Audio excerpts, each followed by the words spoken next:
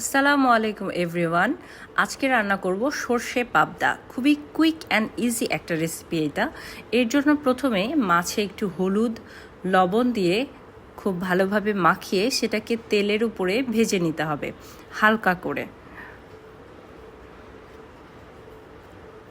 পাবদা মাছ খুবই নরম, সো মাছটা ভাজতেও বেশি সময় লাগে না। আর বেশি ভাজলে মাছটা যখন একটু শক্ত হয়ে যাবে তখন আসলে টেস্ট লাগে না। আর অন্য আর একটা বাটিতে কাঁচামরিচ পেস্ট, হলুদ গুঁড়ো, লবণ এবং জিরে গুঁড়ো আর সাথে স্পেশাল ইনগ্রিডিয়েন্টস সর্ষে বাটা।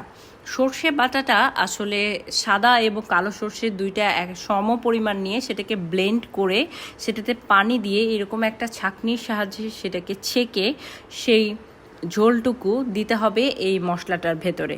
এবং এরপরে আরেকটা প্যানে সরিষার তেল গরম করে সেখানে আমাদের মিক্সড করা সব মশলাগুলো দিয়ে একবার বলক আসলেই তারপরে জাস্ট মাছগুলো দিয়ে আর 2-3-4টা বলক আসার পরে একটু সরিষার তেল উপর থেকে ছড়িয়ে আপনি এমনি খুললেই বুঝতে পারবেন যে মাছটা হয়ে গেছে। পাবদা মাছ খুবই নরম, রান্না হতে একটু সময় লাগে না। তারপরে তৈরি হয়ে গেল আমাদের পাবদা রেসিপি।